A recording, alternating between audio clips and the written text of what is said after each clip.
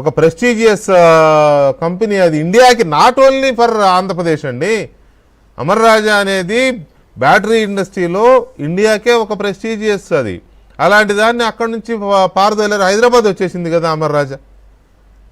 ఎన్ని అట్లా ఒకటి కాదు, ఇవన్నీ ఇన్ని ఉంటే ఒక పేరు చెప్పమంటే చెప్పట్లేదా అంటాడు ఆయన. Please go ahead. ఇప్పుడు మీరు అన్నట్టు చాలా కంపెనీలు, Franklin Templeton, Millennium Towers, IT companies, Amar Raja అయితే ఎంత సాడ్ స్టోరీ అండి. పొల్యూషన్ కంట్రోల్ బోర్డు వాళ్ళ మీదకి ఎగదోసి ఆ కేసులు పెట్టి ఈ కేసులు పెట్టి వాళ్ళని నిజంగా హింసించి వాళ్ళు అసలు నిజంగా అప్పటి వరకు చిత్తూరు అసలు రాష్ట్రం కాదండి, ఆ జిల్లా దాటి అసలు బయటికి వెళ్ళాలి అమర్ రాజా. వాళ్ళు పెట్టినటువంటి ప్రతి పైసా పెట్టుబడి పాపం ఆయన పుట్టి పెరిగినటువంటి ఆ ప్రాంతం పైన ఉన్నటువంటి ప్రేమతో మొత్తం ఆయన పెట్టుబడి అంతా అక్కడే పెట్టారు. అటువంటి వ్యక్తి ఇవాళ అసలు జిల్లా దాటి కాదు రాష్ట్రం దాటి వెళ్ళిపోయి అమ్మ నేను ఇంకా హైదరాబాద్ తెలంగాణ రాష్ట్రంలో పెట్టుబడి పెట్టాల్సినటువంటి పరిస్థితికి కారకులు ఎవరు? సో ఇటువంటి స్టోరీస్ చాలా ఉన్నాయి.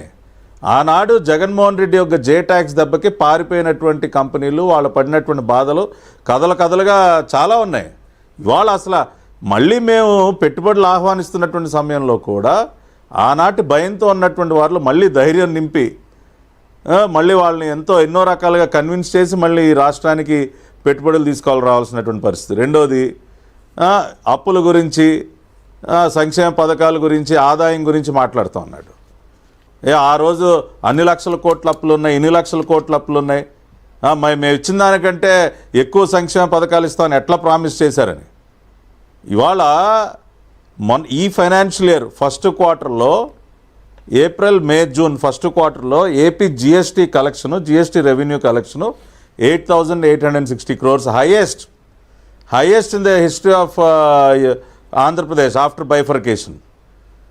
నెక్స్ట్ మంత్ జూలైలో చూస్తే మళ్ళీ 3,803 crores.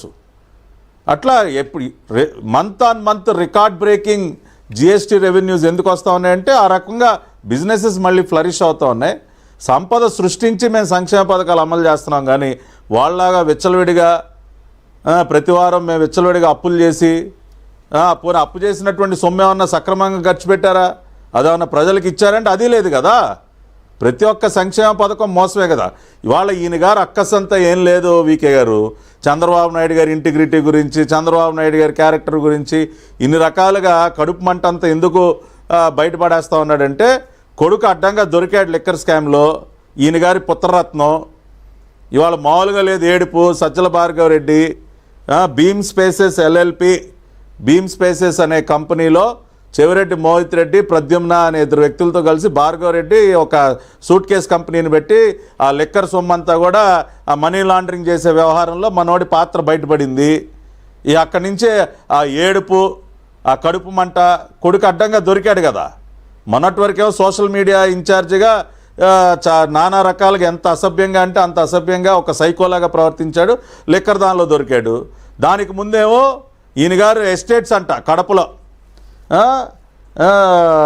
చీకటి కోని దిన్న కడపలో అక్కడ 63 ఎకరాలు అటవీ భూమి కబ్జా చేసి దొరికాడు. 1 కాదు 2 కాదు 63 ఎకరాలు ఫారెస్ట్ ల్యాండ్ కబ్జా చేశాడు. అది కేసు పెట్టారు, కేసు నడుస్తూ ఉంది. అదంతా కూడా మళ్ళీ భూమి అంతా కూడా వెనక్కి లాక్కున్నారు. ఈయన గారి క్యారెక్టర్ గురించి, ఇంటిగ్రిటీ గురించి, లీడర్షిప్ గురించి ఈయన మాట్లాడతాడండి. సో ఇక్కడ ఒక ప్రశ్న దాంట్లోకి వెళ్ళే ముందు ఒక ప్రశ్న పట్టాభి గారు మీకే. ఇప్పుడు అదొక కాంక్లేవ్, ఒక మీడియా సంస్థ పెట్టిన ఒక కాంక్లేవ్. ముఖ్యమంత్రి గారు పిలిస్తే వెళ్ళారు, ఆగమేఘాల మీద ఢిల్లీ నుంచి వచ్చి మరీ వెళ్ళి అటెండ్ అయ్యారు కదా. నాకు ప్రతిపక్ష హోదా కావాలి అని మాట్లాడే మాజీ ముఖ్యమంత్రి ఎందుకు వెళ్ళలేదండి? అంటే అది ఆ కాంక్లేవ్ ఆయన స్థాయి కాదా, లేకపోతే చంద్రబాబు నాయుడికి గారికి ఖాళీగా ఉన్నాడా పని లేకుండా? నాకేం అర్థం కాల. రెండింటి మధ్య వేరియేషన్ చెప్పాలి నాకు. జగన్మోహన్ రెడ్డి ఎందుకు అటెండ్ కాలేదు? ఆ కాంక్లేవ్ జగన్మోహన్ రెడ్డి స్థాయి కాదా, లేకపోతే చంద్రబాబు నాయుడు గారిని ఎవరు పిలవట్లేదా, ఎవరో ఒకరు పిలిచేయాలని వెళ్ళారా ఖాళీగా ఉండి పని లేకుండా? నాకు ఏంటో మరి విషయం అర్థం కావట్లా. కాంక్లేవ్ ఆర్గనైజర్స్ జగన్మోహన్ రెడ్డిని పిలవలేదా?